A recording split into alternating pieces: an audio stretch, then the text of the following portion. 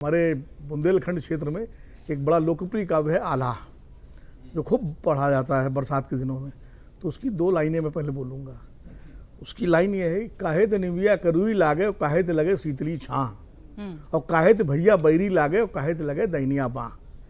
तो बाँटे ते निविया करुई लागे मतलब, और बैठे लगे शीतली छाँ, और बाँट में भैया बैरी लागे और रणमा लगे दैनिया बाँ।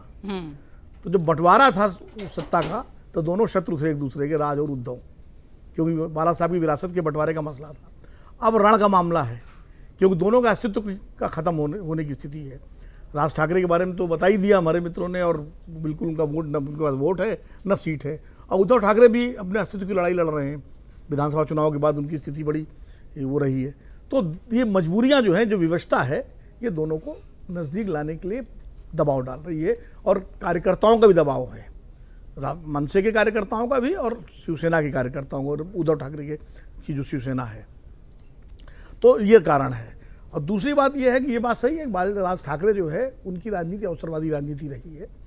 उन्होंने, जैसे चौधरी जी ने कहा कि 2009 में और 2014 में बीजेपी के साथ जाने की कोशिश की, लेकिन 2019 के विधानसभा चुनाव में उन्होंने बीजेपी का जम के विरोध किया था। याद कीजिए, उनकी इंडिपेंडेंट रैलियां हुई थी पूरे महाराष्ट्र में, और जिसमें वो नरेंद्र मोदी जी पर व्यंग करते थे, उनके पुराने भाषणों को लेकर के 15 लाख और ये सब, और खूब भीड़ आती थी। मैं भी उस चुनाव को कवर कर रहा था। मुझे लगता था कि राज ठाकरे कुछ कमाल कर पाएंगे, हालांकि कमाल ज़्यादा कर नहीं पाए। शिवसेना और भाजपा को, गठबंधन को जीत मिली थी, लेकिन राज ठाकरे ने बहुत कोशिश था। वो मतलब कहा जाता था कि शरद पवार के टच में है। अब फिर उसके बाद लोकसभा चुनाव जब 2024 में आए, तो उन्होंने फिर अपना बीजेपी के साथ एक चैप्टर खोलने की कोशिश की। तो बार बार इधर से उधर अपने हिसाब से करते रहे। और ये बात भी सही है कि वो शायद उद्धव से नज़दीकी का इस्तेमाल हो सकता है, एक नाथ शिंदे की जो शिवसेना है उससे सीटों के बार्गेनिंग में भी कर सकते हैं, या एक नाथ शिंदे के साथ अपने रिश्तों का और संवाद का बार्गेनिंग इधर कर सकते हैं, वो कहीं भी कर सकते हैं। लेकिन अस्तित्व की लड़ाई दोनों की है। और खाली बीएमसी का चुनाव तो मुख्य आसन है, और जो 2 और नगर निगम की बात आपने की, लेकिन पूरे महाराष्ट्र की राजनीति को देखें तो ठाकरे परिवार की एक हैसियत रही है वहाँ पर। भले उनका प्रभाव क्षेत्र पैन महाराष्ट्र में कहीं रहा ज़्यादा, कहीं कमज़ोर, लेकिन मुंबई में सबसे ज़्यादा रहा है। तो मुंबई को बचाना दोनों की प्राथमिकता है, राज की भी और उद्धव की भी। और मुंबई तभी बचा सकते हैं जब वो एक साथ हों। अब बचा पाएंगे नहीं बचा पाएंगे, लेकिन एक संभावना बन सकती है, क्योंकि इससे वोट जुड़ने के साथ, देखिए ये चुनाव कभी खाली अंकगणित नहीं होता है, वो रसायन गणित भी, रसायन शास्त्र भी होता है। क्योंकि कई बार आप नंबर जोड़ दीजिए, नंबर से बात नहीं बनती, बहुत सारे और दूसरे फैक्टर्स होते हैं। अगर वो दोनों एक होते हैं तो एक बड़ा मैसेज जाएगा कि भाई बाला साहब का की जो विरासत के जो 2 दावेदार हैं वो एक हो गए, परिवार के लोग। दूसरा, कार्यकर्ता जो शिवसेना और मनसे के हैं, उद्धव ठाकरे के, उनका मनोबल बढ़ेगा, वोट बैंक जो है उनका मनोबल बढ़ेगा। तीसरी बात यह है कि उद्धव ठाकरे और राज ठाकरे दोनों हिंदुत्व की भी राजनीति करते हैं, लेकिन हिंदुत्व की whole soul पैरोकार Bharatiya Janata party पूरे देश में है। बाकी पार्टियां वो हिंदुत्व की बी टीम तो बन सकती हैं, ए टीम नहीं बन सकती।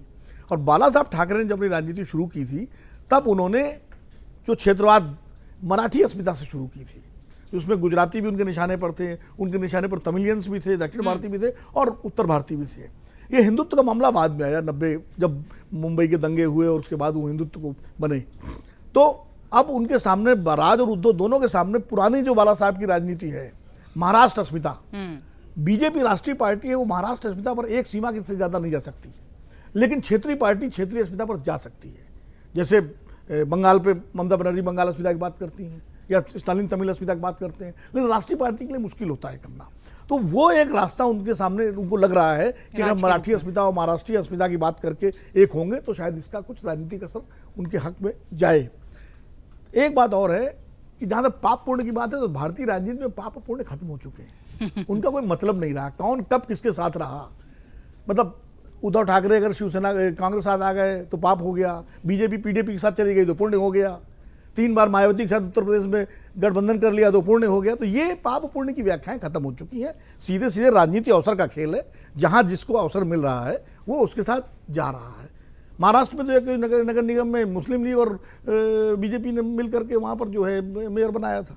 तो इसलिए ये सब मुझे लगता है आज की राजनीति में वो मानदंड खत्म हो गए जो पहले हुआ करते थे। अब सीधे सीधे अवसरों की राजनीति है, अस्तित्व की राजनीति है और अवसर पाने और बचाने की राजनीति है।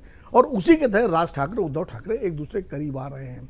महाराष्ट्र में एक और अभी कोशिश हुई थी, शरद पवार और अजित पवार के बीच भी चर्चा चली थी कि एकजुट हो सकते हैं। उस पर फिर शरद पवार का बयान भी आ गया कि हम उनके साथ नहीं जाएंगे जो बीजेपी के साथ हैं।